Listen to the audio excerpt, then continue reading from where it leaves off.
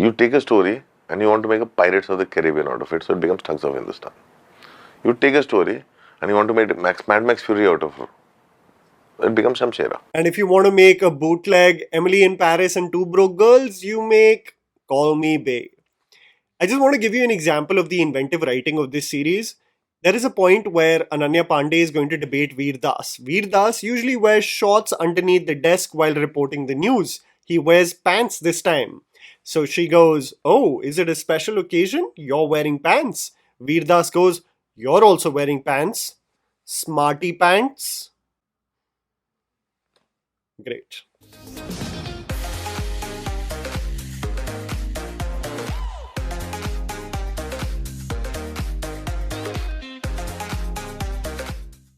I always find myself with conflicting feelings regarding Hindi cinema and the type of content that they are investing money in. On one hand, it is making me so proud to see the number of theatrical hits in 2024 that has showcased strong independent women in leading roles, just proving that if you back them with a commercial lens and presentation, the gender is immaterial. And on the other hand, they are consistently producing token projects to soft land their favorite star kids who are still adamant in trying to prove themselves as worthy talents years after their debut. I find myself juggling between these two extremes of appreciating the stellar content in theaters and being baffled on why so much money is being invested in something so unoriginal, fluff, and forgettable like Call Me Bae. I think let's get to brass tacks and specifically talk about this show on Amazon Prime Video. First of all, I want to get it out of the way that of course a series can be surface level and meant for a casual viewing experience. Of course I have my guilty pleasures, but what I seek for even in these type of shows is an abandon and conviction even in the absurdity of fluff. Listen, I have grown up watching the silly comedy of errors that follow in Priyadarshan movies. I have seen Farah Khan and her hilarious self-aware parody of the Hindi film industry. So I am game for silliness. But the problem with Call Me Bae is that it doesn't even fall in the category of so bad that it's good. It intrinsically is confused on what it wants to be, because while in glimpses it wants to parody and become a commentary on the ignorant nature of the rich and powerful, but it also wants us to take it seriously, presenting Bae as a privileged fool but with a heart and problems that we should empathize with. There is a term that was utilized for such content, and it is termed as ambient viewing. The quality of shows that play in the background while consumers are busy on other devices. Trust me when I say this, creators never aspire for making content that doesn't have your attention. It is in no way a selling point by creators. I'm not sure any writer or director would like their piece of work to be called ambient viewing. Yeah. So I'm sure they're not selling that to any of the creatives, Of course, yeah. for sure. And it's just not a term that I think makes you feel very good about Not at all. content at all. So, what are the biggest gripes, and what did I not mind about this 8-episode highly produced series? Call Me Bae focuses on Bae, who is prepped from a very young age to become the ideal wife of a rich person in South Delhi, only to experience a very hollow marriage where the attraction and love quickly dissipates, leading for her to be caught in a scandal and thrown away from the elite circles of South Delhi, only to fend for herself in Mumbai. This derivative of Emily in Paris and Two Broke Girls is quite embarrassing due to its lack of effort and creativity. The representation itself of South Delhi is off target, that I, as a person who has grown up in the Delhi NCR region, was quite annoyed of, because even the portrayal of these privileged circles is the idea of what Mumbai thinks of South Delhi and how it truly is. I mean, you've got WhatsApp groups by the name of Emporio Empresses and Khan Market Gang, and it's just representative of a Mumbai person knowing two locations where the rich Delhi people go and assume it to be South Delhi's entire personality. See, even Karan Johar's idea of CR Park is these big mahals in Rocky or Rani Ki Prem Kahani. It's true that Delhi houses are bigger than Mumbai matchboxes, but these extravagant sets are egregious and over the top even for Delhi standards. It just tells me that if Karan Johar thought that this mansion is near Chandni Chowk in Delhi, it truly makes sense that a Dharma production project represents a low-key hostel in Mumbai as the most hipster and cool hangout, making even slumming it out extravagant. If there has been any show that has truly been a commentary on the rich and privileged echo chamber of South Delhi, it has to be the first season of Made in Heaven. There is literally nothing South Delhi about this show. But you know what annoys me the most? the limited attention span of the internet that appreciates the bare minimum. The series presents in its marketing a hilarious homage to Sid and Kiara's wedding. This has been circulating everywhere on social media, where people talk about, oh my god, that scene was absolutely hilarious. The problem is that it is hilarious, but in a vacuum, and it is not representative of the theme that is consistent with the show. If you're really going to go that way, let's mock the rich and privileged. Go gung-ho like Om Shanti Om. This moment is just a moment, and the show becomes a bootleg Wake Up Sid later on. The only difference being that one is truly grounded in its portrayal, whereas the other is as tacky and in your face as it gets. The problem is exactly what Anurag Kashyap described in the introduction of this video. The soul is a derivative of something that already exists versus an original thought.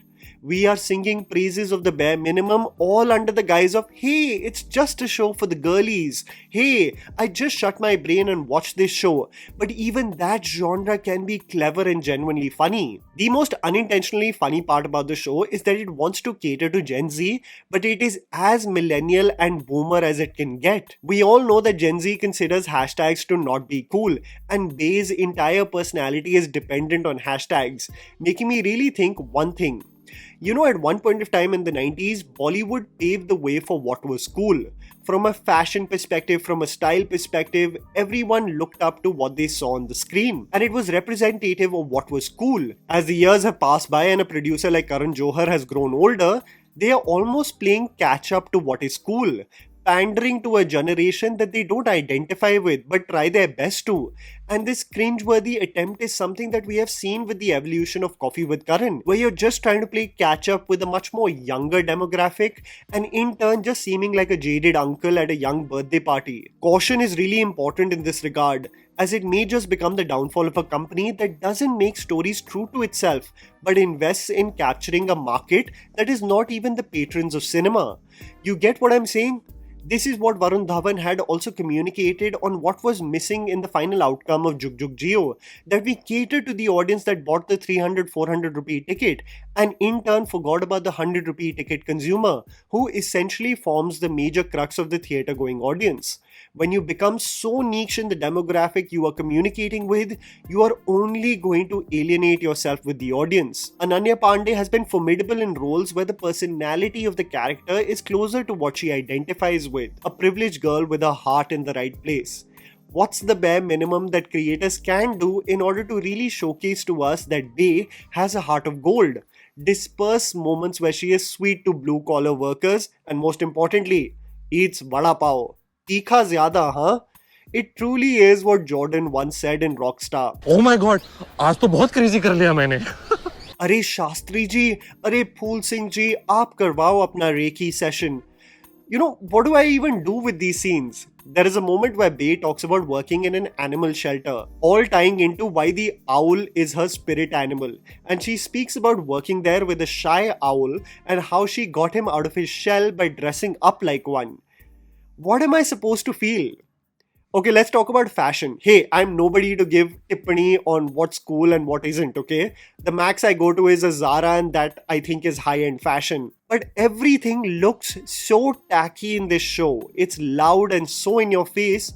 So even the plus point of Emily in Paris, which was the fashion, are squandered with the choices they make on this show. So what does Bay do while in Mumbai and struggling? She of course sells her designer bags to make ends meet, but she becomes an intern in a news company as well. But how does she get the job? If there is one thing that filmmakers just don't understand, and it is truly representative of boomer energy and being out of touch, it is the portrayal of what goes viral on social media. In a terrible scene, Ananya wanting to become the social media manager of Gurfateh, a journalist, she spices up his tweet on Mumbai rains. Will Mumbai be submerged by 2029? Climate crisis. And voila, the tweet is viral and she is hired for the job. It is so dumb. It's dumb. It's not dumb fun. No, it's just dumb. Veer Das shows some promise of comedy by being a parody of journalists who only cater for TV ratings, but the mockumentary self-aware style slowly dissipates. There is this terrible attempt at creating empathy for Bay, where the lack of attention by parents causes them to commit crimes, so that they finally get attention. I don't want to disregard one's feelings and problems, as problems are problems no matter what strata you portray, but you have to be insane to believe that I, as a viewer, have to validate the most minor inconvenience in life as something legitimate. If you really want to see the portrayal of privileged folk that act out due to the toxic environment in their households, I would really recommend Class on Netflix that does a genuinely good job to represent the same social strata of people. मेरी problem है कि मैं ये video बना रहा हूँ और यहाँ पर बारात निकल रही है. Problems are problems, but do it well. Like the rage that I have right now with this music playing. Daddy, chill. I actually did not mind the sporting cast of this show that actually seemed real. Varun Sood as the Mushtanda gym trainer is funny in moments, and so is Lyra Dutt, who brings a realism to a show that is otherwise fluff. But the events that follow deal with sensitive matters that I believe are given a very minimum effort approach. There is a point where Bay becomes an investigative journalist where she wants to expose a businessman as he harasses women. And the knockoff Sherlock Holmes-like structure, I think, disregards the gravity of the matter. There is also this Wattpad 4-line Tumblr quote-like structure to the writing of this series that absolutely disconnects you from the themes that deserve much more nuanced writing. There are cringe-worthy scenes where Bay shuts Gurfateh's ex like a boss by spilling out the most generic microeconomics gyan, and you're supposed to be impressed by it? Bay is frustrated with the preppy nature of her mother's upbringing. She ends the conversation with the line, "I have finally chosen a hat of my liking," wearing a hat immediately after that has guts written on it.